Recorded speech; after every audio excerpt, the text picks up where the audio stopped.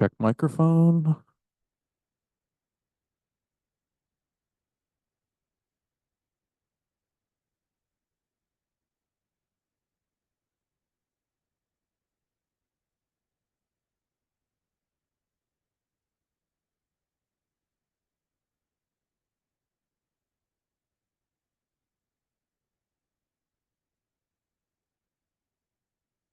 If you cannot hear yourself in the room, the people in Zoom land cannot hear you. So as soon as you start backing away this microphone, this people in Zoom land are officially not able to hear you. About back to here, up to here is a little bit better.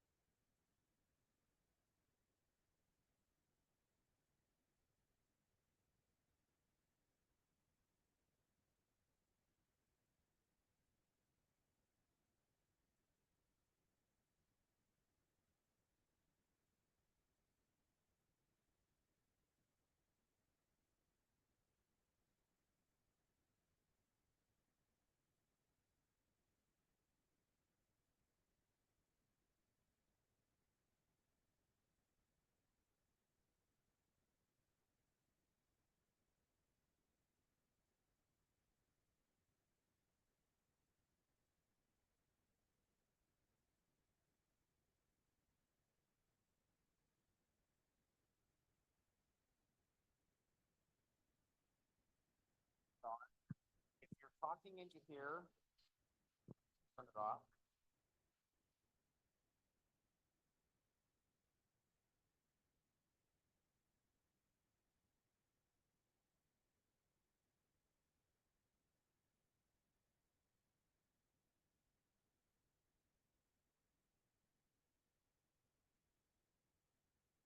This is just a sound check, so I can hear it coming through the room. Not only can everybody in the room hear, but people who may be online can also hear. What I don't know, and so I'm turning that off.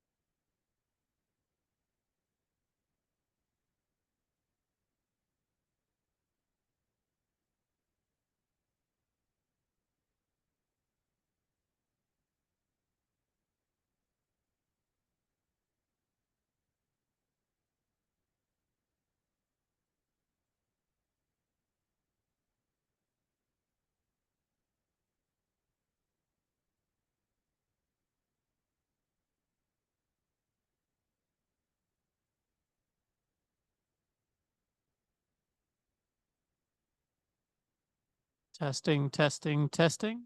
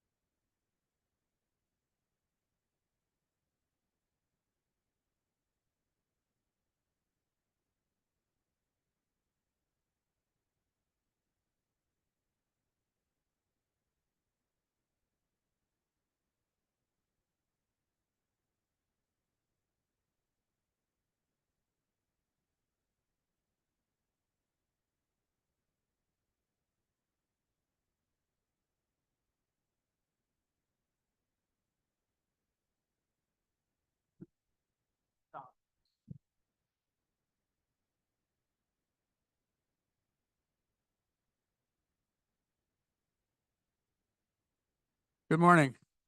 Everybody hear me all right? If everybody grab a seat here, we'll get started. One, two, three. Got to hold it close. I could probably use my rink voice and everybody could hear me. Well, good morning, and my name's Al Bloomer, and I am the chairman of the Red Lodge Planning Board and Zoning Commission. And this is the first session of 3 sessions here that we're planning to work on and get some community input on a project we've been working on. The Downtown Master Plan was first put together in 2006, and you're going to get some information on that as we move forward. But in 2003, early 2024, the city contracted Great West Engineering to take the lead in reviewing our downtown master plan, which is part of our growth policy review that we're doing now citywide. And to that end, Great West Engineering was hired to take the lead on this effort.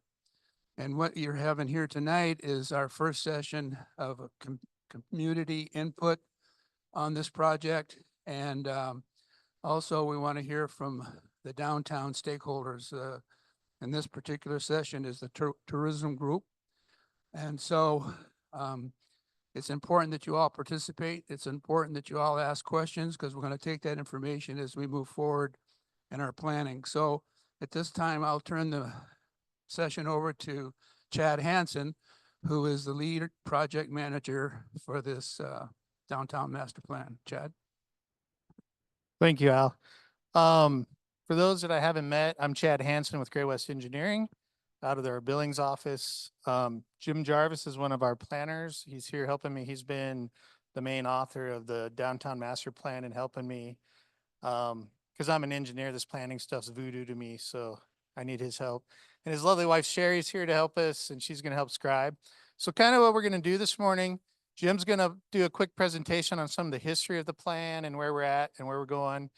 And then we sent out the 4 discussion topics, and it's going to be kind of an open forum.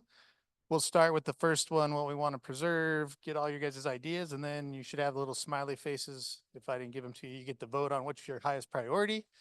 And then we'll go through each of those and try and get some, as Al said, we want to get some good input from the stakeholders that we can incorporate into the plan and make this Red Lodge's downtown plan and your vision and not something that we just hand to you guys. So with that, I'm going to turn it over to Jim and let him kind of go through his presentation.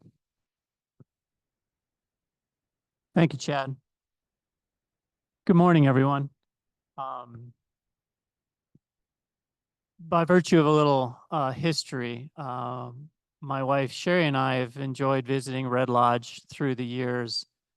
We've lived in Virginia City, Montana for the last 25 years, between Virginia City and Butte. So we have a fair amount of experience, smaller communities, tourism-oriented, history-oriented, and revitalization at one point or another in their history. So anyway, we've enjoyed our visits to Red Lodge through the years. It seems like we make our about every 4 or 5 years, it seems like we wander over the Beartooth Highway into your community. As for this project, as Chad mentioned, I was retained by Great West Engineering to help put together the downtown master plan component of this project. The main focus is the growth policy. The master plan will be an appendices to that growth policy, is my understanding as how all this is going to come together. As for some history, this particular project started under the Montana Main Street program. It's my understanding Red Lodge has been associated with the Main Street program here in Montana since about 2006. The program came into existence in Montana in 2005. The Main Street program, for those who may not know, it's affiliated with the National Trust for Historic Preservation, a nationwide or nonprofit entity that works to promote downtown revitalization through historic preservation. And so the trust has been involved for several decades here in the United States. And one of their main programs was this idea of a Main Street approach to revitalizing main streets. And it's my understanding the program started probably back into the 1990s. And their main element of the program is this 4-point approach that the National Trust came with, and they've been using it ever since. And it basically revolves around those 4 points there: economic vitality, design, organization, and promotion, all with the goal of helping communities to revitalize their downtowns, typically in the name of some form of heritage tourism, capitalizing on historic settings when they exist, and trying to basically re-energize those downtowns. And so that's a brief history of that program. As it applies to Red Lodge, my understanding, again, in about 2004, excuse me, I'm getting ahead of myself. So again, what is a downtown master plan? Here's more specifics to that. Basically, again, aiming to improve the economic, physical, and social aspects of a downtown area.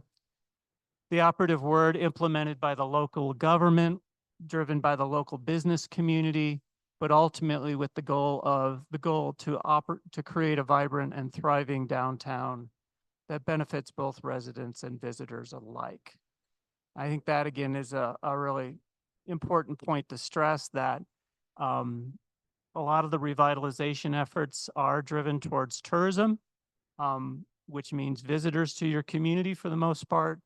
But it's also important that there be some form of a balance struck between the visitors to the communities and the local residents. Based on my research over the last 25 years, working with various communities, that seems to be the real goal to sustainability, is to strike that balance. So it's not just the downtown utilized by the visitors, but it's also a downtown for the benefit of local residents as well.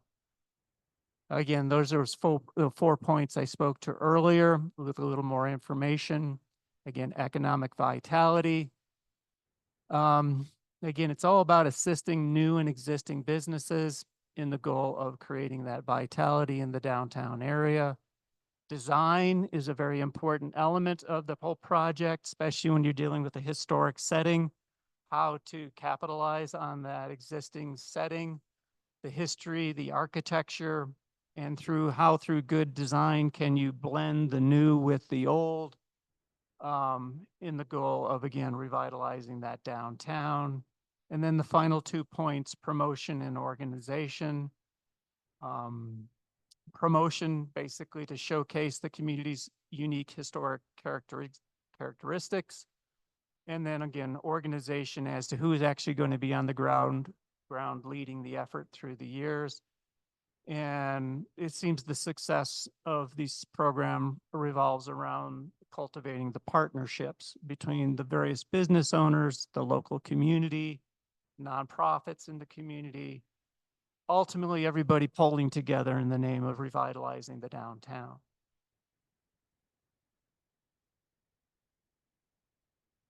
I've used the word revitalization several times, and that has a bit of a history here in Red Lodge. The work, my understanding, back in the 1980s, 84, I believe specifically, is when the Red Lodge Revitalization Master Plan was created.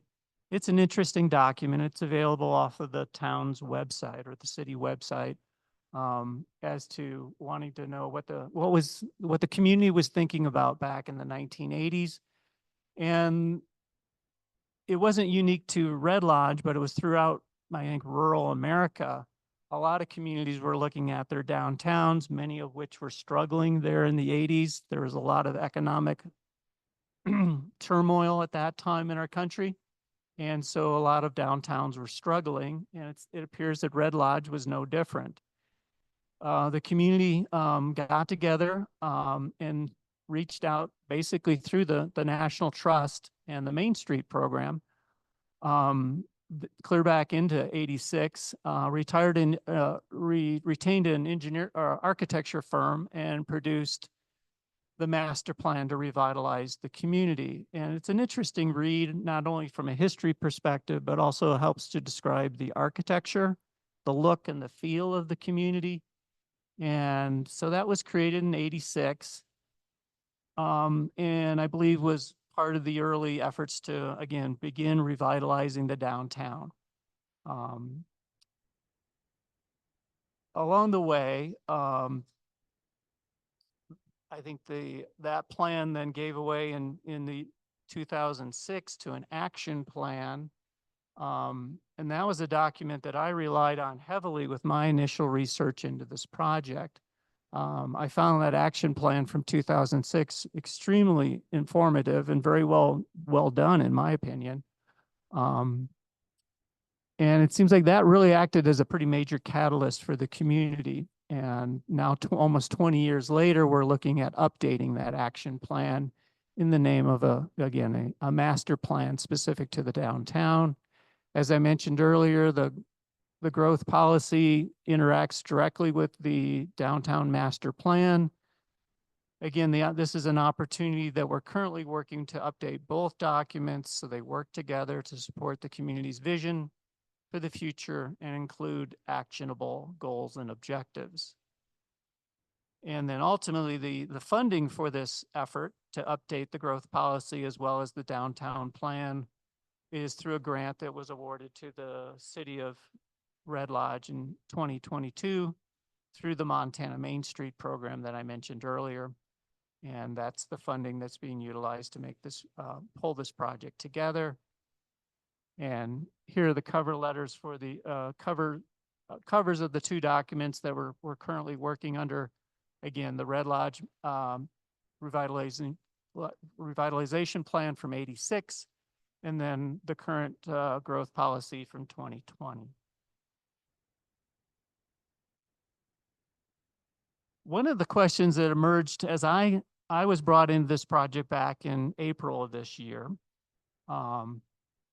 and as I started to research the various documents that exist, whether it's the 86 revitalization plan or the 2006 action plan or the 2004 economic development study, and then the subsequent growth policies that have been done. There's been several really nice housing studies done in recent time. But one question that kept coming to my mind was, from a downtown perspective, is where actually is the downtown here in Red Lodge? The areas that are denoted there in yellow are based on your current zoning regulations. That's your central business district, I believe, is how that's indicated. And I think for most people, that kind of defines the downtown.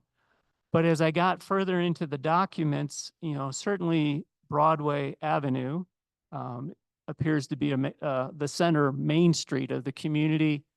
Well, what I found in along Broadway, there's the Pride Park area, which seems to kind of be an epicenter of the downtown. And I hear reference to kind of a 3-block area around Pride Park as being kind of the main business section. But then I start to see other conversations elsewhere indicating that the downtown is slowly growing, especially towards the north. That faint little dot there towards the right side is your new traffic circle. New to me anyway, I'd say we hadn't been here in about 5 or 6 years pre-COVID. And so when I first wandered back into the community this spring, it was a pleasant surprise to see the traffic circle. And then what I understand, that was a project that was identified back in 2006 as kind of a priority from kind of a gateway perspective. And so that was talked about in 2006, including a rendering of that traffic circle was included in that study. It's my understanding it took about 10 years for that to happen, sometime around 2016, 2017. But I think that's a good example of what this process is all about, identifying projects, improvements, and then figuring out how to make them happen. And so my understanding with the traffic circle, that was required a lot of discussion with the highway department and so forth, but ultimately was made to happen. And so again, I would say that was an example of a success. But as for the downtown, so starting at the traffic circle there at the far right, moving up Broadway Street, going to the left, you obviously move through the kind of that 3-block area of downtown community. How would I guess raises the question, how would the community like to see the downtown grow over time? There does seem to be a kind of interesting area between the Pride Park area and say the Lions Park area, where there's kind of like a quieter area of the main street, another 3-block area. And so the question is, how would the community like to see its downtown grow over time? I guess is the question that I'm trying to pose. And then also infill into the surrounding areas as well. Excuse me. But I would love to have hear more input on people's views of the downtown. In the name of getting the conversation going, this is a draft vision statement that I pulled from the 2006 action plan. If you read that document, there's a rather lengthy vision statement. It's pretty much a whole page long. It's like 4 paragraphs. It kind of almost reads more like a manifesto than a vision statement, in my opinion. But there's some good stuff in there. And so basically I tried to cull that down into 1 paragraph. And this was my effort to do that based on what was talked about back in 2006, and then trying to bring that to today and then into the future. And so I think this one covers a lot of the main points that were spoken to earlier. And so then projecting out to the year 2030, downtown Red Lodge is a diverse commercial, civic, social, and residential community center with a strong base of profitable businesses and access to a well-trained labor force and affordable housing options. Tourism remains the crux of the local community, augmented by professional services and specialty manufacturing intended to diversify the employment opportunities for all income levels. The downtown is vibrant year-round with events and activities for residents and visitors alike, a place where residents of all ages gather to enjoy their sense of community, celebrate recent accomplishments, and share their history. Downtown truly is the center of the community life. So again, that's distilled down from roughly a page of vision from 2006 and extrapolated out into the year 2030. And again, I would love to hear your thoughts on, is this relevant? Have we missed anything? What has changed? What does the future vision for the community look like? And from a downtown perspective, I also found this statement in the annual report associated with the Chamber of Commerce. A vision statement, then giving way to a brand, and the brand was we used to hear that term a lot a few years ago from a consultant speak perspective, but as a way of, branding a community, what is its focus? How are you promoting it? What is this, what is it you're specifically keying in on? And I thought this was an interesting take on Red Lodge from a brand perspective.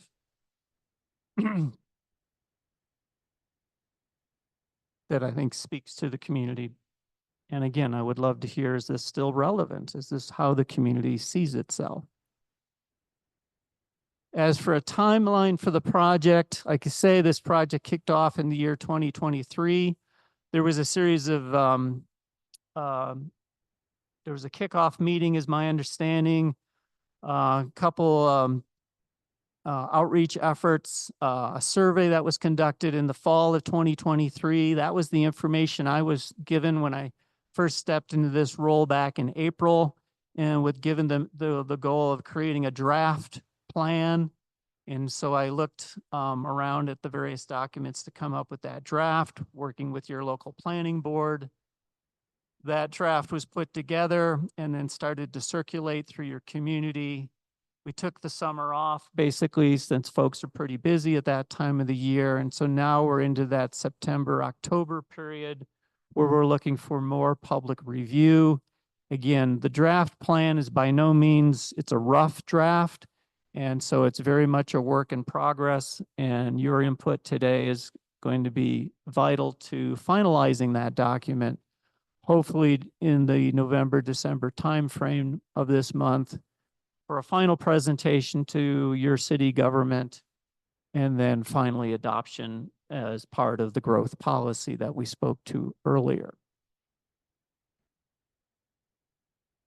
And then finally, I think we'd like to open it up to what are your thoughts regarding the downtown master plan as it's been presented, what its history and where we want to go with it. And here were four questions where we would like to pose just to get more feedback from you folks. And certainly this is not meant to be all inclusive. If there's other comments you would like to make, please do so. So Chad, take it away. All right, this one's working. To expand a little on what Jim explained, we put together a rough draft, really just summarizing previous work, pulling stuff forward. Now with planning board, we're working with them to solicit input from the stakeholders. We'll take planning board comments, the stakeholder input, finalize that draft, and then the planning board intends to put it out for public review, have a public hearing on it, and then we'll work through the process to get it finalized. Just for some of the steps.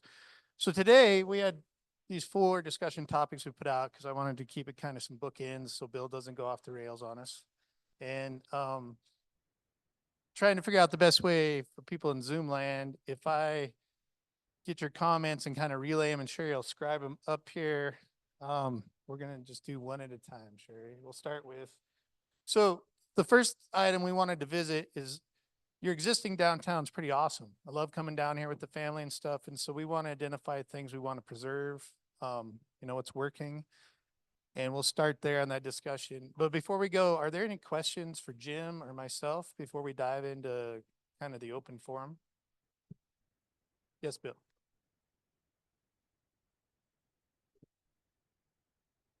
There is a draft plan, but the input we got from Al and Jeff from the planning board is that they would prefer to get open input from you guys instead of comments on a plan we wrote.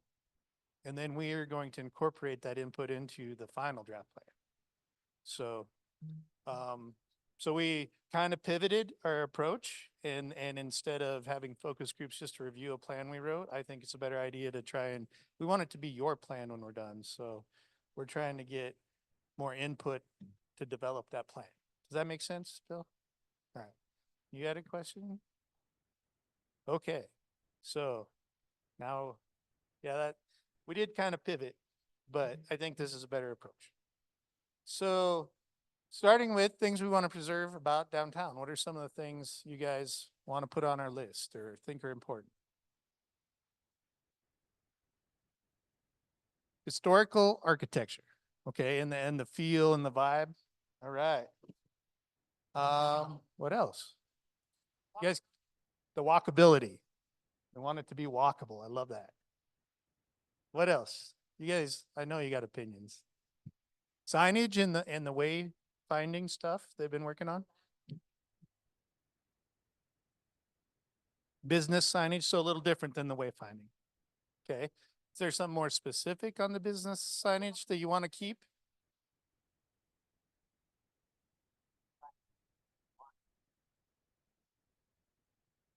Mm-hmm.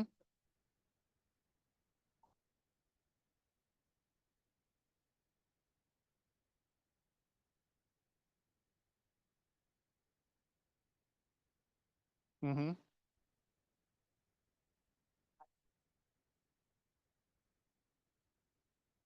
So kind of walking that fine line where it's visible and easy to read, but not big flashing billboards everywhere. Okay.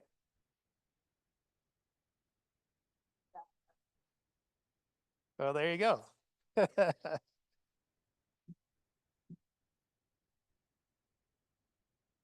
Yeah.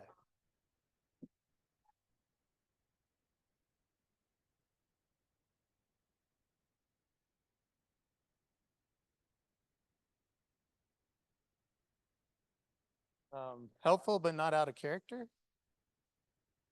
Okay. The vitality. All right.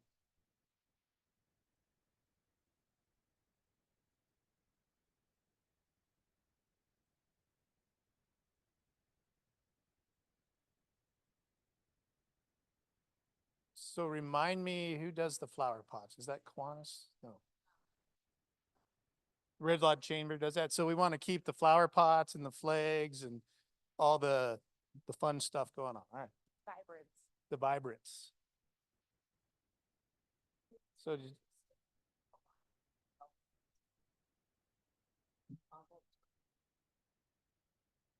okay.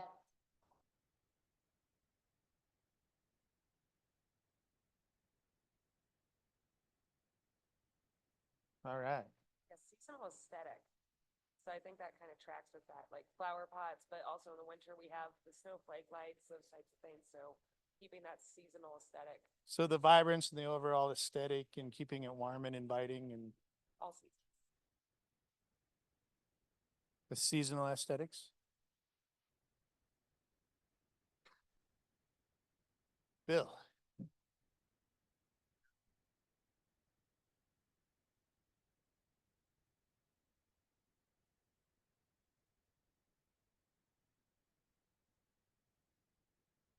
Okay. You- Public space. Well, yeah, right now we're on preserving, so we want to keep all the gathering spaces, public spaces, yeah.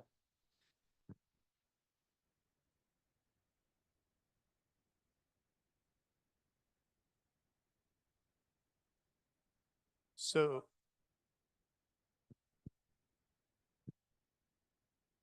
Okay, so limit the light pollution. So, okay. Preserve dark skies, is that, or do you?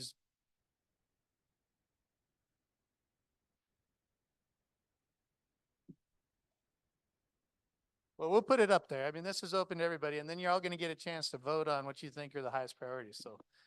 Joyce.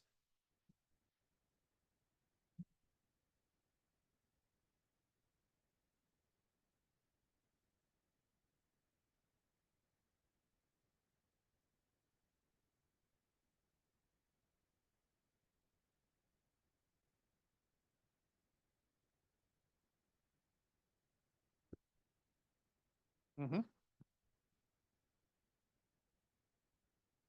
Okay.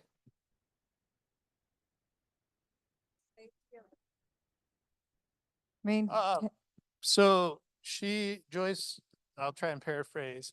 She said that you gotta walk a fine line there because as a business owner, she wants to be able to do an illuminated display that's warm and inviting as people come into town and are walking around at night. So they want to come back the next day and visit her business or do something like that. So, and actually, we want the safety of the downtown, so as far as the downtown plan, we need to make sure that there's enough light that people can walk the streets at night to go to a bar or a restaurant and back to their hotel safely.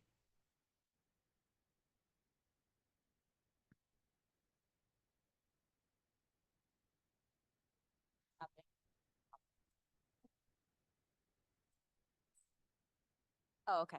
I was just saying that our downtown businesses don't end at 5 o'clock.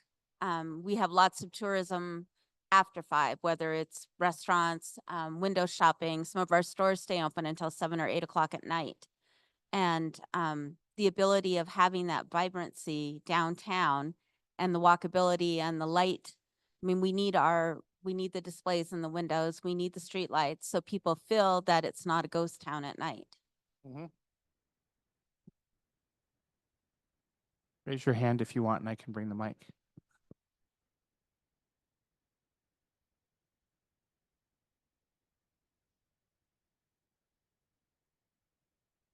Dark sky refers to lights that shine up a lot typically. So if you're working on an architectural thing, dark skies usually come into play when the light's shining up.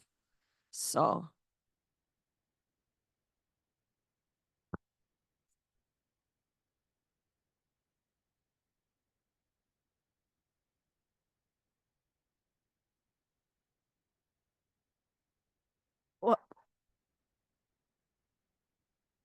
Sure. So in order to talk about dark skies, I'm going to hand it over to the expert here. Dark skies doesn't mean lights out. It just means lights down and shielded where they're needed and necessary. It just means better lighting, not lighting that shines in your face when you're walking downtown so you can see the streetscape. It means lighting that is safer because it's not blinding you and glaring in your eyes. So it's just better lighting, not elimination of lighting, just to be clear. I'd also like to add, if anyone has been driving on 212 at night and they've gone past the storage units in Boyd or the Lost Village in Roberts, that those lights, those LED screen lights that they have there do present a safety concern. If you're driving along 212 at night and it's very dark and all of a sudden you see a very bright light, all of a sudden that's all you can see. You can't see deer, you can't see motorists, you can't see, you know, oncoming vehicles. It's difficult to see. So I think going off of what Teresa was saying, that's something that we should keep in mind as far as safety, as far as vibrance. You know, these are things that are included with dark skies.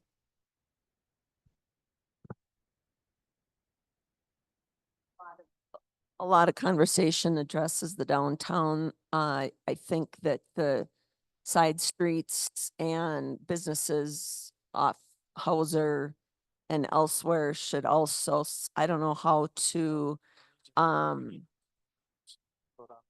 help the side street businesses and some of the businesses that are off of Broadway also be a part of the vibrance. So is that an opportunity that we'll talk about later, or something you want to preserve, or we want to try and pull them a little off of Broadway?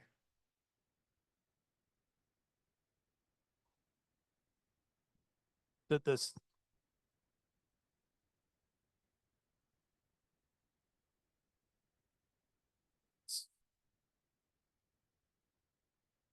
So that kind of goes back to Jim's, what is your definition where downtown is? And trying to put this into, you want to preserve, I'm hearing this right, the downtown extends off of Broadway, not just down Broadway. So the side streets, or preserve the side streets? Okay.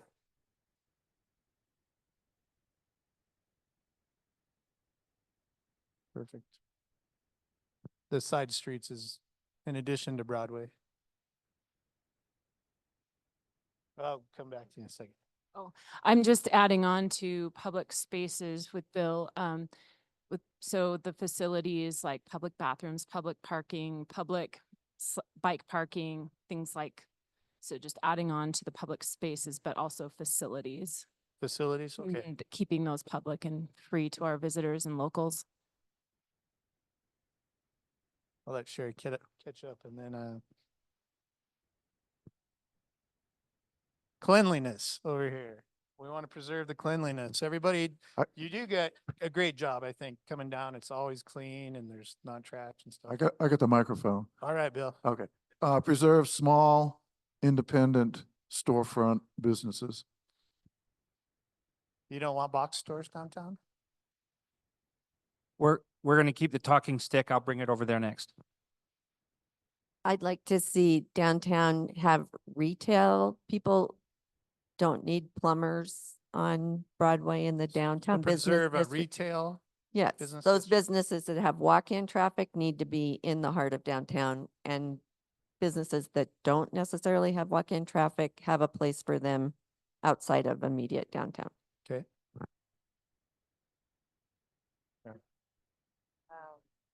Just to kind of go off of that, diversity as well of what those walk-in shops look like.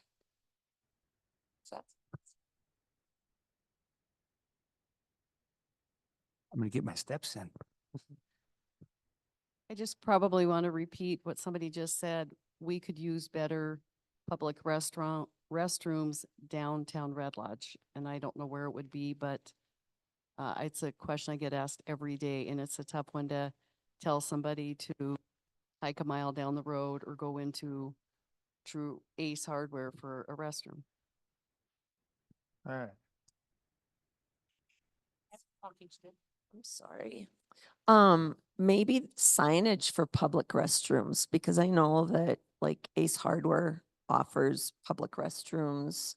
I don't know if there's any other hotels or anything. The Pollard has public restrooms, so maybe we need some signage. You know, and maybe there are some stores or there's some spaces or restaurants that want to offer that. Maybe I don't know how to do that. Jody, you're shaking your head. All right. So we've hit on a lot of topics. Before we move on, what we want to preserve about the existing downtown, and one more comment? One more thing to preserve is there's trees on the side streets. Any of that shade and trees we can hang on to, along with, I come from the active transportation mindset, the benches, the shade to make people comfortable as they walk our downtown. Okay. So now, this may be a little chaotic, but if you didn't get your smiley faces from me, let me know. I was gonna have everybody come up and you can vote, like, what of these are your highest priority? You can vote 3 times for one of them, 3 different things, 2 and 1. It's kind of wide open, but so yeah, I'll put extras up here if I didn't hand them out to you. So if you guys want to come up, let's try and do it as quick as we can so that we can move on to the next topic. So everybody's placing their favorite, they get 3 votes. What they think is Wherever the they most want. important on this list. Okay. So we can get an overall feel. 3, you get 3 votes per topic. Yeah, well, these 4 topics, because we're gonna go on to the next one.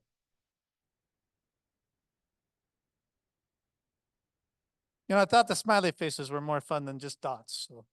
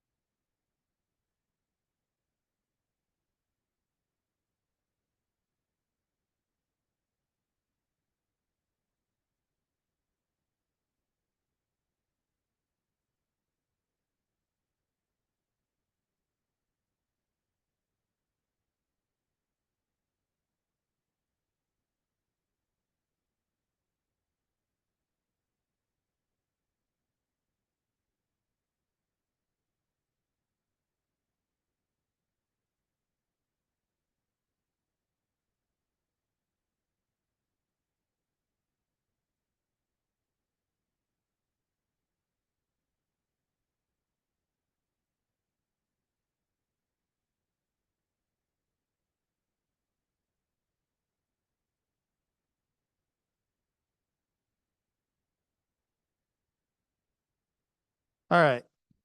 Just so we don't run out of time here.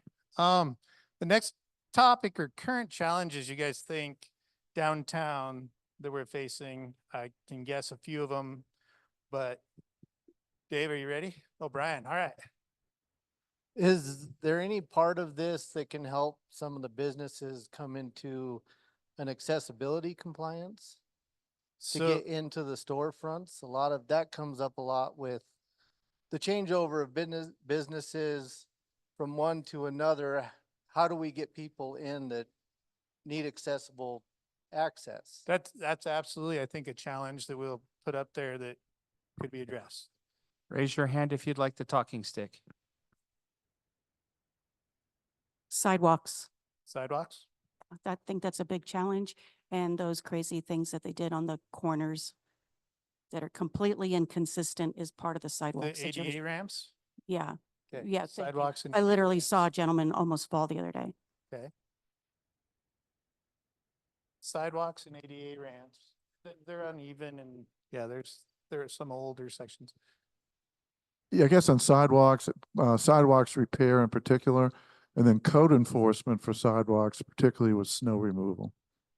So, yeah, code enforcement, and snow removal might be separate items. Obviously parking. There it was. We were playing Family Feud. I thought that'd be number one. I'll say ditto. Parking's becoming more challenging. Yeah. I think that we need, when people are pulling into the community with campers, a place so that we don't lose them. So a challenge would be access for RVs and trailers? Is that like a separate spot for camping or parking for campers and stuff? And then well marked? I know exactly what she's saying, because when we pull the camper down to Woodbine and we're coming back on Sunday and we want to stop and walk around downtown, stuff to park my big truck in a giant trailer anywhere. Well, where I we can don't want walk. you taking 4 parking spots, so. Luckily, I know Red Lodge enough to know a few back streets. It's just, I know where her concern's coming from, because you're trying to navigate a lot of traffic and pedestrians and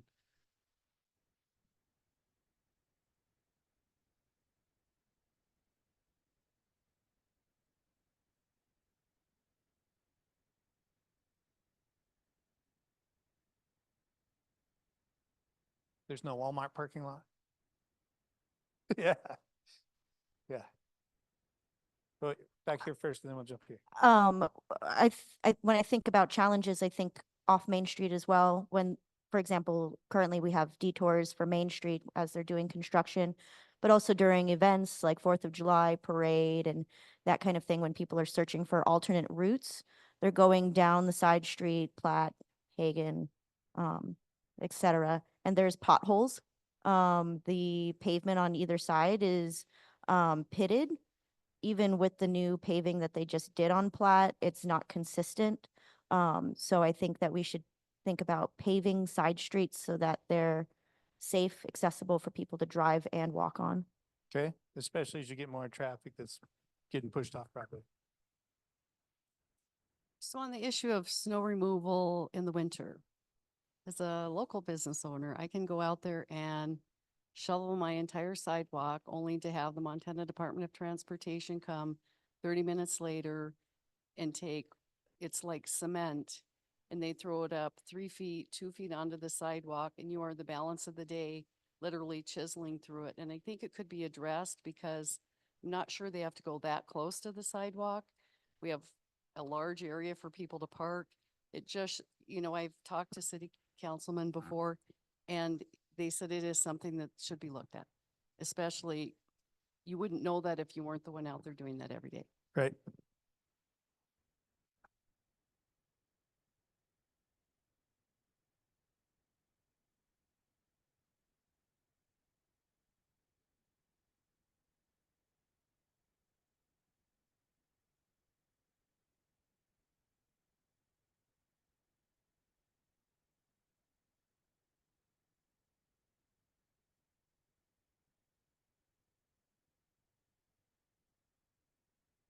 Mhm. I think one of the challenges is some of the buildings downtown, not very many, aren't as well maintained as we'd like to see them. Some have chipped paint. And that's a challenge to tell an owner of a building that you need to maintain the outside of your building as well. If there's broken rocks or, chipped paint. So Um, storefront maintenance, Yes, storefront maintenance would be good. And of course, we have underutilized properties. Like there's one property that I think somebody's living in the downtown. So they have brown paper over the windows. So it kind of looks like the downtown has empty spots that no one's using. So it makes us look not healthy. So maybe think about not having residences on Main Street down on the downstairs. It's okay upstairs. so just so we summarize that, so underutilized or improperly utilized property or not the best use of the property. Okay. I think it's better than it used to be, but we still have a very seasonal economic situation in downtown. That's definitely a Very challenge. high, summer utilization, difficult for businesses to survive. Yeah, the shoulder seasons as an outside observer are a little better than they used to be, but they still exist. Exactly. And then adding to what Sandy said, there are some properties on the fringe of downtown that are in poor condition. Property at the south end of town by Milts that Yeah. is really a blight on the community. Working on that. I think one of the biggest challenges of our downtown is hours. And it's hard when we've got business owners working all day long, all weekend long. But trying to figure out a way, because when people come to town, they don't know what's open and what's not open.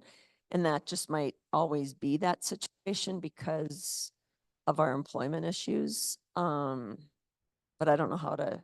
So if I can, what I'm hearing is one, irregular business hours and staffing shortages. Okay.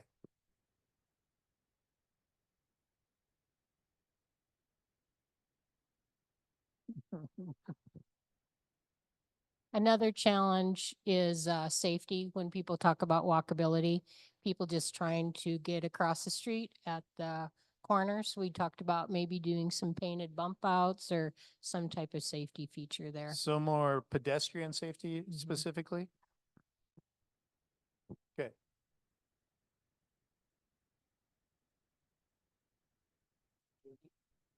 I said another challenge is knowing when they're going to come. We don't know when they're arriving and they don't send messages that they're on their way. And so you can go and you can shoot a cannon through. You don't feel like being open. Or you paid to be open and they come 2 hours later. So figuring out the pattern of the public is a challenge. So we put down tourist predictability. Is that, you don't know which days of the week or times they're going to be rolling through. I can see that being tough. Yeah. I know that the circle wasn't in the little yellow diagram, but the traffic circle, in my opinion, is the very entry of Red Lodge, Mhm. and that's unsightly. And if you just put rocks instead of trying to have a bunch of weeds, I think that would be a great idea. But the traffic circle needs to be So addressed. the landscaping and maintenance The- of the 100%. roundabout, Yes. and it is a roundabout, not a traffic circle. My engineering mind can't Right. let go of that. And then, sorry, Mr. Dave, we need a place for people to live, A place for, housing, workforce housing. workforce housing. I can't believe affordability. nobody said that yet. That was next to parking, the one I was waiting for. I got two. Okay.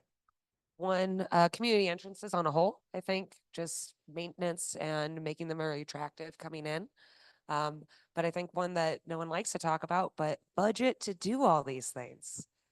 Challenge is finding the money. Okay, that's always a challenge. It's a real challenge.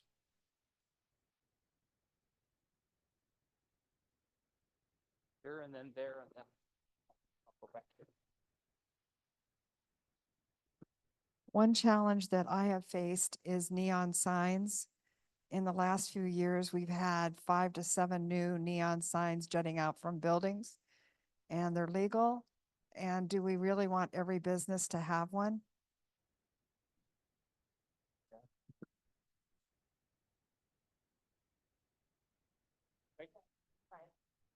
I just want to make sure that workforce housing makes it on that list.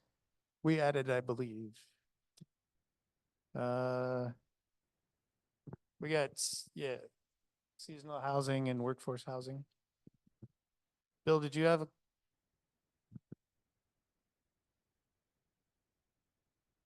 I think there's a challenge of which organization is responsible for coordinating the implementation of the downtown plan, So responsibility for implementation. coordinating the implementation, because there are many implementing partners.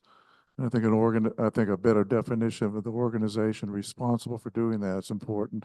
That goes along with Montana Main Street, the information about our relationship as a Montana Main Street community. And I think it'd be very good if the city established its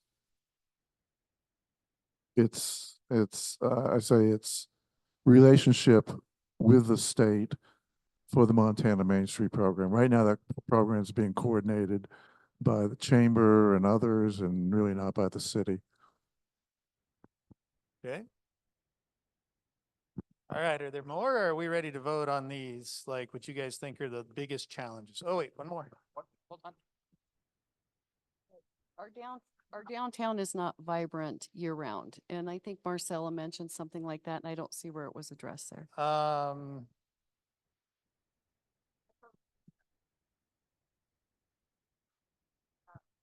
We have a lot of shoulder season, and we Does that just also, sum it up if we put shoulder seasons as a challenge? Seasonal vibrancy, kind of the same? Yeah. So I think just where you had seasonal, just put seasonal vibrancy. Vibrancy. Trying to figure out how to keep it vibrant during the shoulder seasons. Dan's gonna say something profound and then we can vote. Okay. It was worth a shot. Let's vote. All right, that worked pretty good last time, so let's get your smiley faces. All right.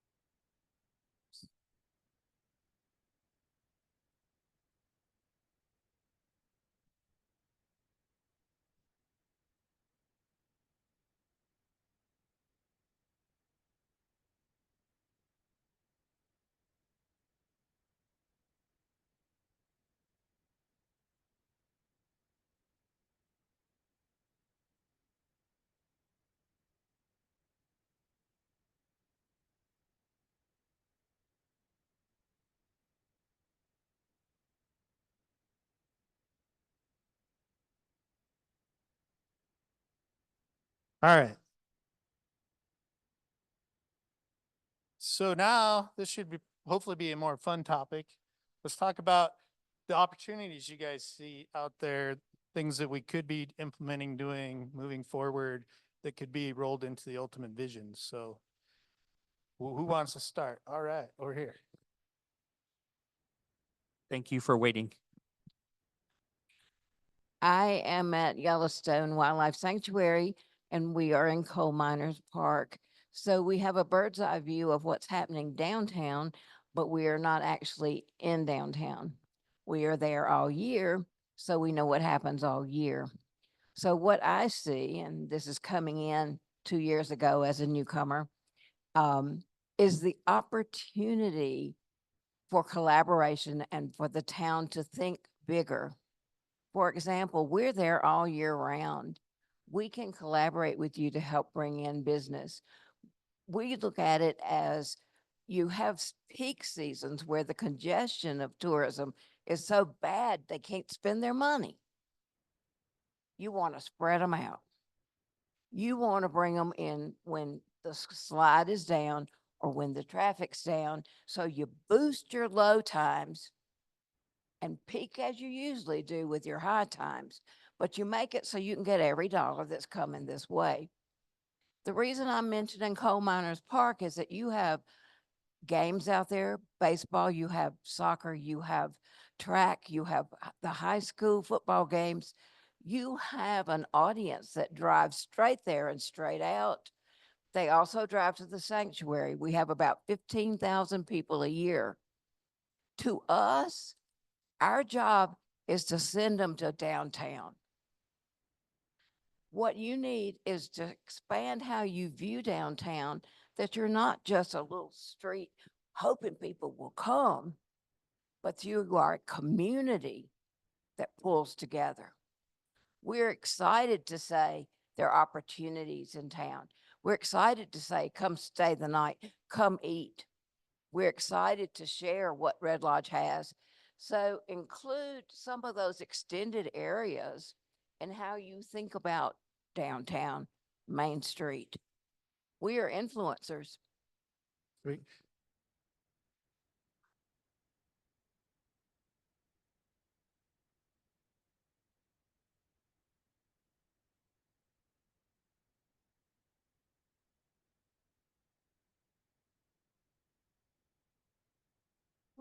I have to stand for this. I'm so excited because on top of what BR is suggesting, on the south end of town, you have another opportunity in the Whistler Observatory.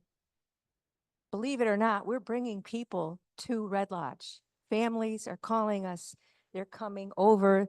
They're asking when we're open, if we're open. And every time they come into town, well, guess what? If we're open late, they're more likely to stay overnight, to dine out, to go to bars after, if they don't have their children with them. But we bring people to Red Lodge, whether or not it's understood or promoted. And so I think that the tourism community can begin taking advantage of that. You were saving one, weren't you, for opportunities?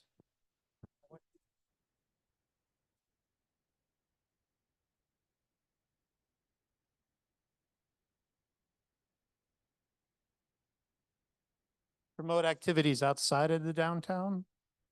Okay. Right, because we got to drive through downtown to get there.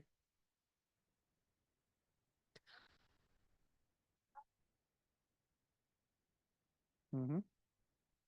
I was going to say events, expanding on events. Additional events. Additional events and encouraging events that we do have, helping promote those. And particularly in the shoulder seasons. Did you mention? Yeah, particularly during shoulder seasons, and also trying to find events that are not, again, weather dependent. That's kind of a crucial factor. Mm-hmm.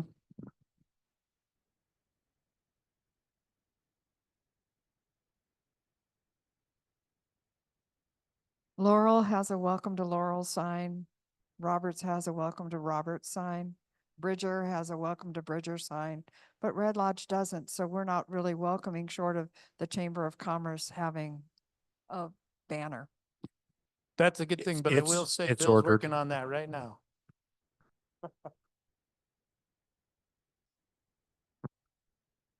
I'd like to piggyback off of what my friend Chelsea said about events in the off season.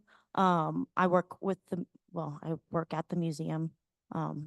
And what we're currently trying to do is we're trying to do a off-season event in October. This is in collaboration with the Roman Theater, so we're doing things like what you're talking about in order to bring in money. We're also looking at different ways that we could bring events that are earlier in the evening. A lot of people in this area, especially during the wintertime, they don't want to be on the roads late at night when they're icy and they can't see. They want to be able to participate in the community, but they have to be home by a certain time. So one of the things that we're doing with the museum this winter is making events accessible to people who want to go home earlier. Snow Creek has music at night, Magpie has music at night, but what can we do during the day, during the winter time, so that people have daylight to feel safe? I agree. While my wife and kid are skiing, I need stuff to do as I walk around downtown. Did I see one at this table? Here, okay. So here. Okay, I'm not sure if this really fits current opportunities, but it does need to be mentioned. The one comment I hear on a weekly basis downtown in my store is we have an incredibly charming Main Street. One of the last that is existing. A lot of our small towns in Montana, the main streets have died. So, we have an opportunity, which Sherry does a really good job of promoting our charming community located in, a magical place. And we were just named with Travel and Leisure magazine as the most charming town in #1 in the country. We need to take those opportunities and run with them. So our opportunity there is to promote the charm of the downtown and the existing downtown and play off your hard work. So, and promote it, I think, is what you're saying. We need to promote it more and get it out there. I got the mic. I think there's an opportunity to address parking by rehabbing the Civic Center parking lot, restriping it, repaving it, and the opportunity to install next generation electric vehicle charging stations. I'm going to walk slowly and abuse my power as I'm holding the mic. But when we think about current opportunities, I think one of the real current opportunities, and I understand the factor of it, is to look at things differently than we have. So the traffic circle was a very, very different thing. We've talked about parking. Bill mentioned the Civic Center. What about all those spines right off of Broadway? What if those were turned into one-ways alternating and there was angled parking along one side of that? Now that's drastic, but I'm just saying, I use that as an example of, I think when we talk about current opportunities, I think we have the opportunity to look bigger than, because that's the way we've always done it. So I'm not saying that's, I think there's an opportunity to look at things differently than we have, is what I Some see as an fresh opportunity. perspectives, if you will. Yeah, willingness to deviate from that's the way it's done. I don't want to say from the past, because the past is important. We value the past, but.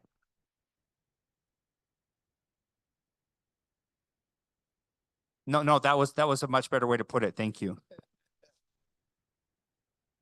Two, again, one, community space. So again, we kind of talked about how we want to preserve that. I think we can expand on that. And would that go along with the more bathrooms and everything? The whole Yeah, facilities? exactly. Really providing better community or public spaces. Mhm. Another opportunity there would be maybe a pavilion in our area. Another way to expand on events. They've shown to be really profitable and really add to a downtown space. There's numerous studies that we have data on for that. And I had one other, and now I'm forgetting it because I got excited about pavilions. It'll come back. Here and then back. I just kind of want to expand on what Chelsea said. Yes, And that we really definitely need more public restroom access downtown and rest areas for people to relax, especially when it's hot in the summer. I would really like to see, I know we've focused a lot on our shoulder seasons, but to me as a retail business downtown, our ski season is also can be a shoulder season. I mean, it's good for restaurants and good for hotels, but everybody's up skiing all day. And yeah, we get, you know, the husband or the wife every now and then who's taken the day, and we're waiting till March until spring break hits before, you know, we have, and last year we didn't have snow. So we had 4 months of slow downtime. So I'd really like Red Lodge to start focusing on, you know, we have winter 7 months out of the year. Maybe we should start celebrating snow instead of just summer, and really try to create that focus on our winter season and what all we have to offer. And like Becky said, you know, start offering more events during the day, during the winter season for people to also attend.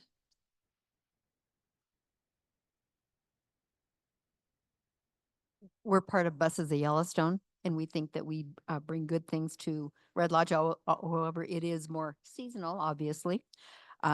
We'd really like to start doing regular bus rides, you know, in town.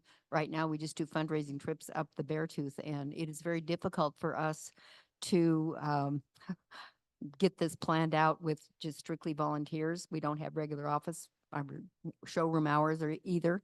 And part of it is all of our money goes toward buying insurance on those buses, so we should be utilizing them more. But So is that a bigger picture, like our opportunity could be public transportation? Is no, just the no, buses? it's more like we would have like maybe a historian or somebody who learns about the history of Red Lodge that can ride in the bus. Like and- historical tours around Right, town. right. That'd be Mhm. great. I think that's kind of back that earlier one about looking at the other activities that we have that aren't just stores. Sustainability as well, just moving forward when we're making those improvements, using a lens, thinking of sustainable features. A lot of people take that into consideration for tourism and for travel. So just something that should always be in the purview of what we're looking at. Sustainability, I like it. Something that Jim had kind of mentioned is that making it a place that like locals want to live, and then the tourists will follow. So as we continue to grow, keep the locals in mind, and then also, you know, if it's a great place to live, that's a great place to visit as well. So the opportunity is not to forget the locals, and they're here year round. And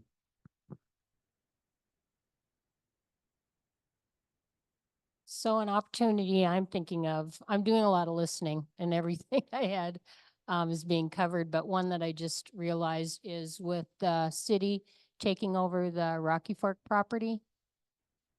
It's always nice to pull people down to the Roosevelt and north to shops like Jody's and on to our great Carbon County Art Depot. So tying the town together, I think there's a lot of good opportunities to move people around more. so would that be expanding the downtown or expanding walkability or? Expanding the opportunity for people located on each end of our downtown business district. Okay, connectivity, increasing the connectivity. We'll use big words. I think a opportunity that is kind of untapped is volunteering. Having the opportunity to volunteer and having a volunteer base. Specifically, I'm thinking about high school students, middle school students who need volunteer hours in order to graduate and get scholarships. One of the biggest scholarships that I got when I graduated high school was for volunteering. I think if there's nonprofits and businesses such as, you know, the museum, again, I'm the only employee there. But if there are people who want to volunteer, who want to help out with these things, that the volunteer base should be tapped, and maybe more collaboration with the community foundation and the public schools would be a good way to do that. So if I understand, it's my understanding that the Red Lodge seniors, when I took a tour of the high school, they have to do a certain amount of community service to graduate. but there needs to be better communication maybe with the school about the opportunities to volunteer? Correct, yeah. Okay. Not just the schools, for everybody, but the Everybody in the schools community. specifically. That's Yeah. just one example, but yeah, just Yeah, it's an untapped source, I believe, of free labor. how to get those opportunities out there to everybody in the community. Okay. Yes. I look online and I've traveled and I've seen lots of little towns that have beautiful, beautiful holiday decor. And sorry to whoever this is offending, however, we need to work on that. The holiday decor, your window shops, I think are beautiful, but when I drive downtown, it looks kind of hodgepodgey. And I think that that's something that when people come downtown in the wintertime and specifically Thanksgiving to New Year's, let's say, that we could make it a lot more winter villagey looking so that people would be like, oh my God, look at this cute little town, instead of looking like, oh, how come those lights are out? And they don't match. You're not wrong.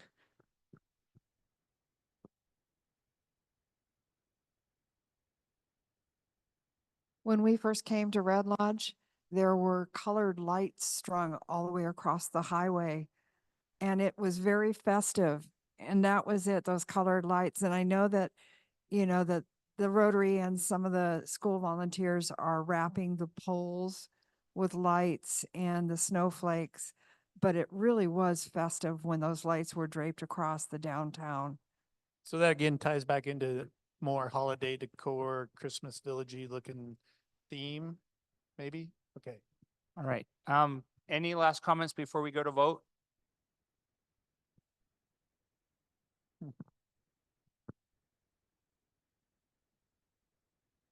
I think just to expand on that, just beautification of downtown year round. It doesn't necessarily have to just be over the holidays. Really having more of a focus. Again, we talk about our flower baskets and how people love them. We talk about the flags, we talk about the Christmas lights, but this could be a year round draw. And so just that beautification of downtown. All right. Are we ready to vote or do we have any more? Oh, one more.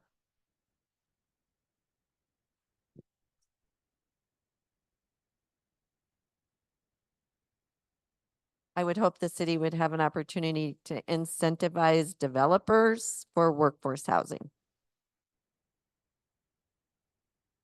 So an opportunities incentives for workforce housing.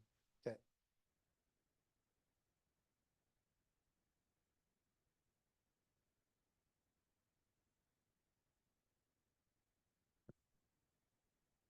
Sorry, I'd like to expand on the workforce housing.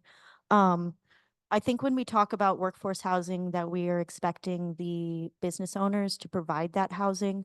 However, if you live in workforce housing and something happens and you no longer work for that company anymore, I've had several situations with friends where all of a sudden they have a house, and then they do not because they don't work for the company anymore. So I think that when we talk about workforce housing, we should also talk about affordable housing. And that should be, like Mountain View, Frontier Apartments. They've got rent caps based on income.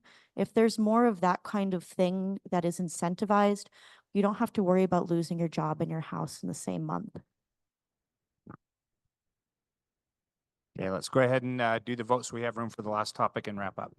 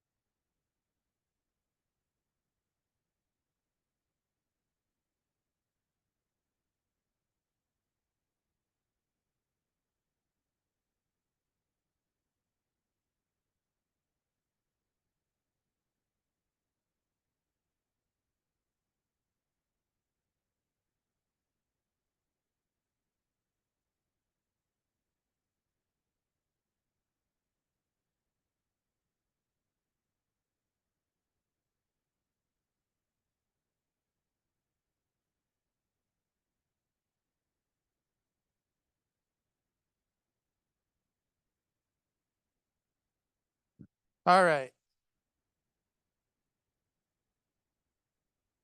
So the last topic is maybe a little more nebulous. This is what you guys want to see for the long-term vision for your downtown. Jim tried to summarize as he put it, manifesto from the 2006 plan. We're not saying, we need you to tell us if that's still the vision, what your vision is. So don't focus too much on this, but we do want to hear, we've mentioned the charm, some of the things, preserving the architectural history. So what is, in a succinct manner, if we can, your vision for downtown moving into the future? Wait, where did Dave go with our other mic?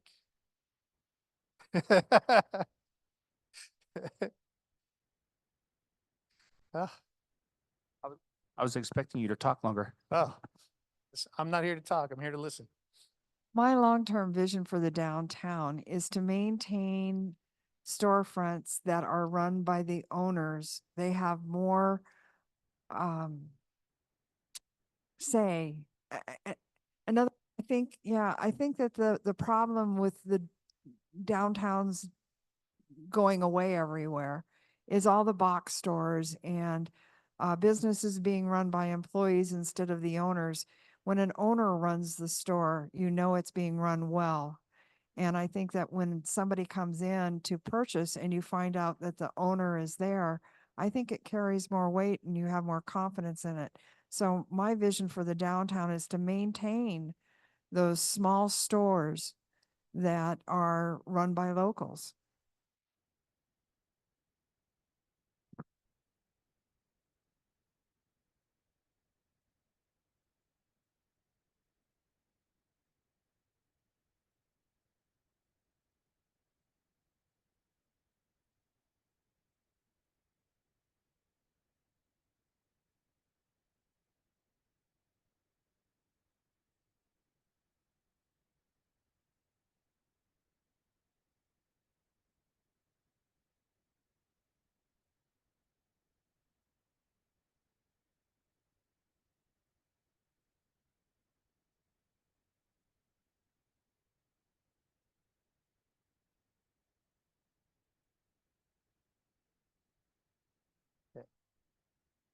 The first thing that I noticed while reading this over is that there isn't anything in here that talks about the historic aspect of downtown. So it says diverse commercial, civic, social, historical, and residential community center. Maybe if we added historical to it, that would be beneficial. So part of the vision, you want to maintain the historical aspects Yes, and promote them? Red Lodge actually is the best historically preserved Main Street in all of Montana. So just keep that in mind when you're advertising as a business. And I also want to touch on something here as far as the overall vision of the community. I'm the county historical preservation officer as well as the museum person. And I want to impress on everybody that historical preservation isn't just about buildings. It's about the community as well. And that's the way I look at it. And I look at my job. So when we're talking about, growing and the way that we grow, we need to make sure that there's room for people whose families have been here for generations, who grew up here, went to school here. That's part of historical preservation as well. Over here, Brian.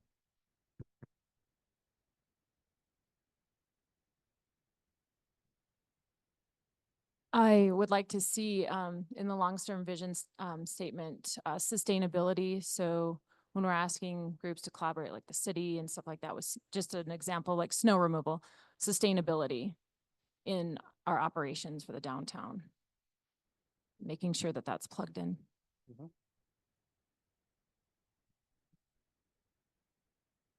So one question, I guess, as we look at this from 2006 too, be thinking, is there stuff in that vision statement that no longer applies or you guys want taken out? Because that would be another important, we're trying to it's been almost 20 years, so things change obviously. So if there's things you think are no longer applicable, that would be great to bring up as well. Yeah, I'd like to see something in the vision statement on walkability, accessibility, at least some statements out of the active transportation plan.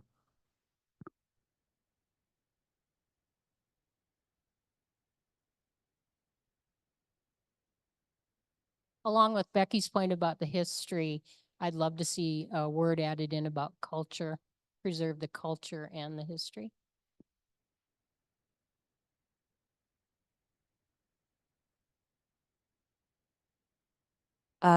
Promoting and encouraging not just the local businesses, but a diverse and creative culture.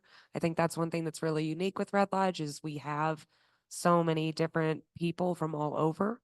So again, kind of part of that culture is diversity and just really encouraging that moving forward, encouraging personal perspectives and goals. That was a sloppy way to say it. Sorry.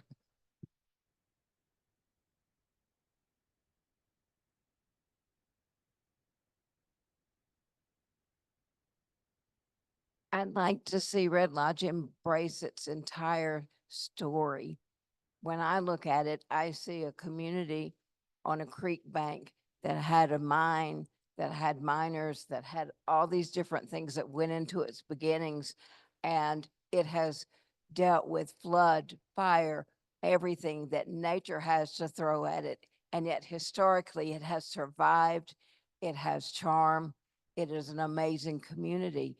We need to be able to say that in a really succinct way to the public. And that is a year-round reason to come here.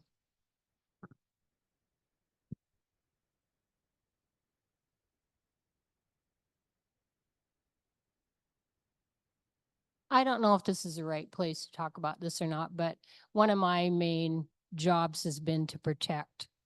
I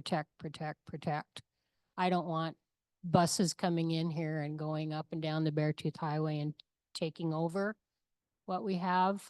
I don't want China coming in and taking over what we have.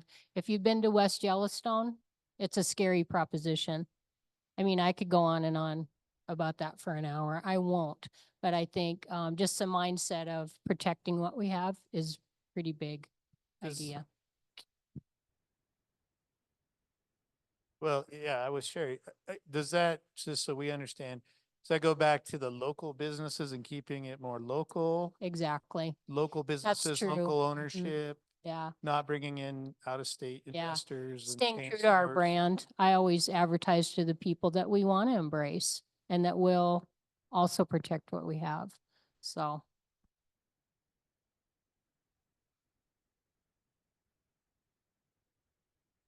Kind of along the lines of that is, again, going back to maintaining a place where people want to live and then people will follow, tourism will follow. So making this a very livable and friendly, neighborly community and treating people that are visiting as good neighbors. I think that's important too. Not so much of the shut the doors mentality, but maintaining that we're good neighbors, not just to one another, but to people who come to visit.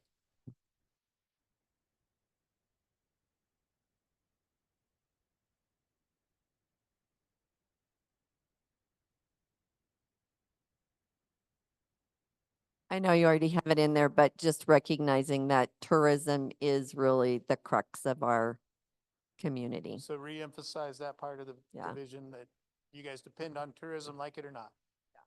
Okay.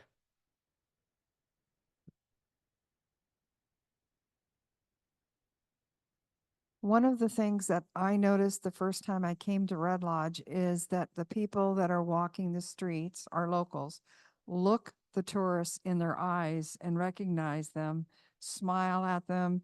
And so it's the friendliness of this town that is very, very enticing for our visitors. They're really shocked that when you actually look them in the eye and smile or nod. Actually, my husband called it the big belly nod, but you know.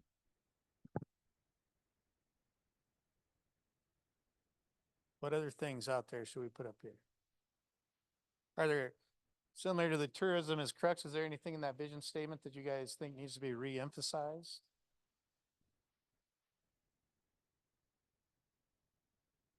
I'm beating the same drum, but affordable housing, as we see more and more places being built that are catering towards people with a higher income, we're going to be losing people here. We're going to be losing the workforce. We do depend on tourism. That means people to flip your burgers who are making 10, whatever the minimum wage is, 10.31 or whatever it is. We need to be focusing on having that affordable housing so that if you come to this town and you want a steak cooked, you can go to a restaurant. That person lives here in town who's cooking your burger. We shouldn't be having to outsource to Billings to get our workforce.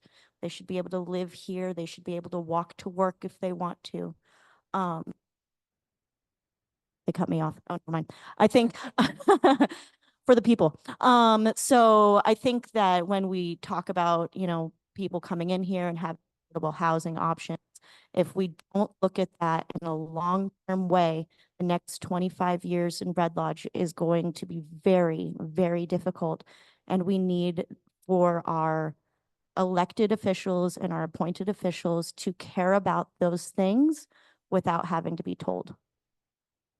So in the vision, just thinking about it, is that kind of all tie together and making sure Red Lodge is a livable community? I mean, I'm not trying to put words in your mouth, but just trying to encapsulate affordable housing and being able to walk to work and live here and. Mm-hmm. Okay. Close enough. Can I throw something in real quick? Sure, Brian. So I know we've talked a lot with downtown lining out with the rest of Red Lodge. Is there any future opportunity of maybe some sort of industry that fits with our area, whether it's manufacturing that would actually bring other jobs to the area to help families with not having to rely on just tourist-based jobs? I'd like to see something added on there that talks about how Red Lodge downtown is vibrant because of our access to the outdoors and recreational opportunities. There are a lot of historic downtowns across the state and nation, but our access to the outdoors is unmatched, and it's what makes Red Lodge, part of what makes Red Lodge a big destination. So I'd like to see something about recreation, outdoors, and public lands.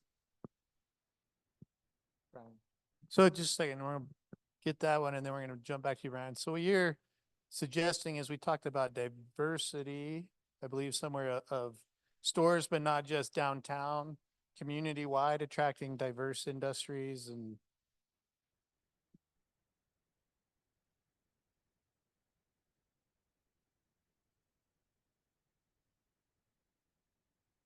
Augmented by professional services and specialty manufacturing intended to diversify employment opportunities. So reemphasize that, Brian. So it's yeah, Sherry, just reemphasize, diversify employment opportunities. Yep. I'd like us to be aware of sustainable growth, not one person has come to my place this summer and said how charming the gravel pit is. I know that that's a big deal and everybody likes the housing, but to me, that doesn't represent Red Lodge. So, when there's other projects that are coming down the pike that are similar to that, where they're stuffing places in. So I just think sustainable growth, I guess. Sustainable growth, okay? You want to talk without the mic? Sorry. So in relationship to the downtown, should we talk about expanding the downtown corridor as well in our vision statement? Absolutely. That's one of our biggest questions is what do the community define as the downtown? So that gets back to the side streets and the streets beyond Broadway. So in the vision, you'd like to see the downtown core maybe expanded, the definition to include a block off or 2 blocks off? Well, yeah, from part because a lot of our side street owners, they have, it's hard to get them included in a lot of things because they're on and off street. So I don't know how to help them, but maybe somebody does. But I was gonna go back to the maintain outdoor recreation access. I think what's happening too is as people come to Red Lodge and they're enjoying all these outdoor places, I don't know how to help that, but people that come here need to understand how to keep those places clean and to help us maintain them and make them feel like nobody's ever been there, you know? And I think, I don't know what that is like signage. I don't know what that does. I don't have. Yeah. Well, responsible behavior, you know, you could take that to all aspects, right? Yeah, some of the areas are getting loved to death.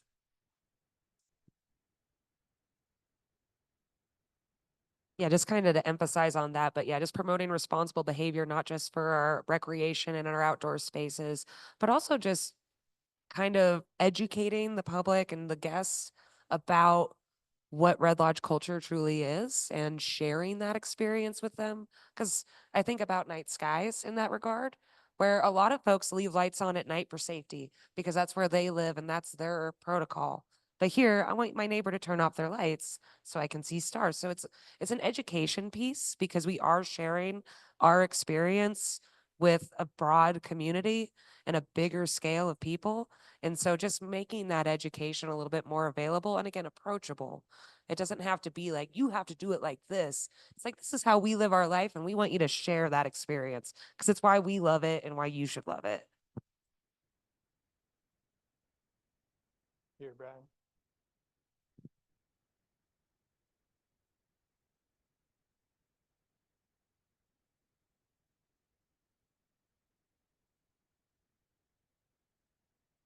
Okay, back to where is downtown. I think that takes us back to what we need where our sidewalks are concerned. Because out downtown expands naturally if people can get from one end to the other, however you define it.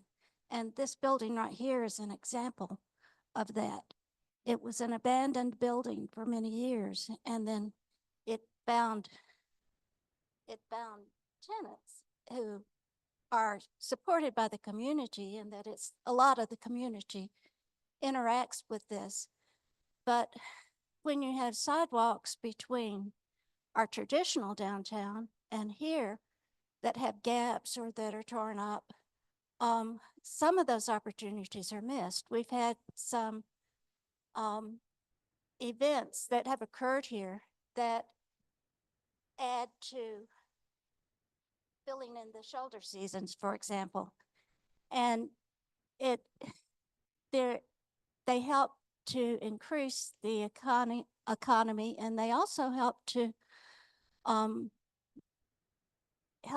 improve people's awareness of the entire street. You go from the north to the south, and then you hit nature, and you can go to the side streets to build on that, but you don't necessarily have to if you take what we already have right here in this spot, and then you can do the other as well. But I think we're missing out on something big without having that connectivity by foot. We even have the leased parking lot across from here. It's an essential place for the mines, but there's no sidewalk on it between that lot and Broadway. So you're going down the street, and in the winter it's even worse. You get to that spot, you can't get from one end of the block to the other without crossing the street or tripping. So it's a very simple thing. It costs money, but it's very focused, and I think in many ways it touches on many of the things that we've talked about besides that.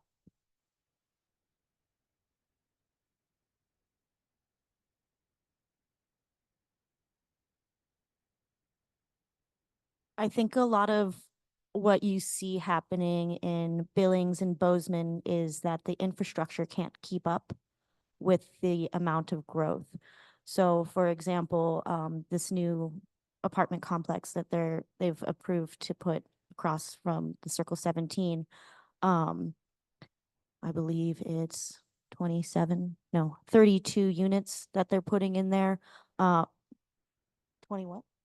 28, thank you. I knew it was somewhere in the middle there. So 28 units. Meanwhile, Adams is riddled with potholes. So what are we going to do long term with our infrastructure? I know that we're redoing our sewage system, our storm and drain system. I've been having boulders dumped outside of my window for months, so I'm well aware of the construction that's going on there. But what are we going to do long term for our infrastructure?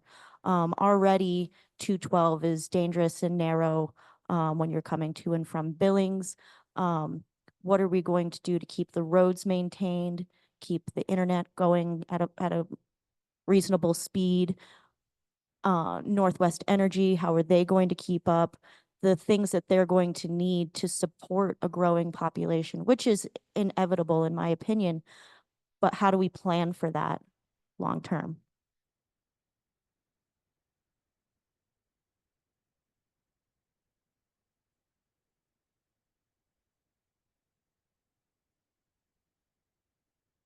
One more.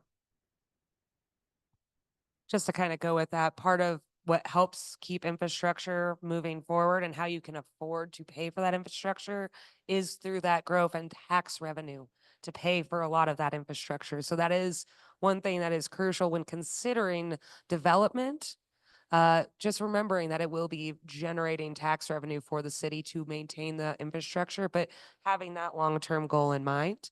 I think the Urban Renewal District is a really good example of where you can utilize some of that tax revenue to encourage development and smart development and sustainable development, as well as promoting some of the ideals that the community has.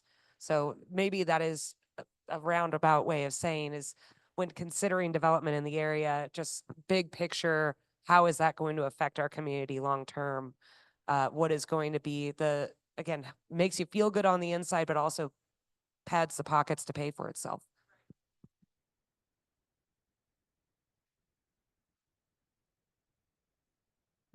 All right, so we're gonna have to wrap it up and do the final vote here, so I get you out of here on time. So grab your smiley faces and vote away.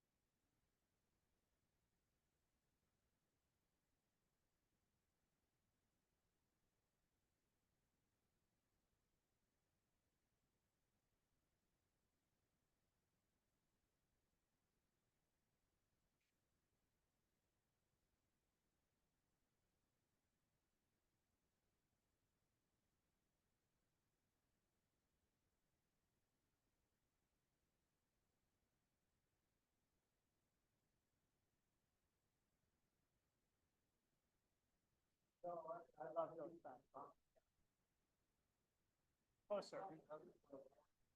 Yes, sir. 23, yeah. How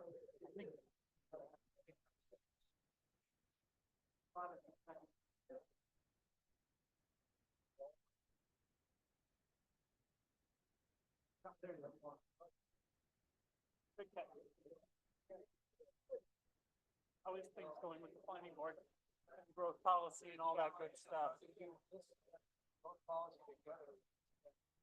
I'm a different out here. We're gonna do 2 more of these today. We'll do fast.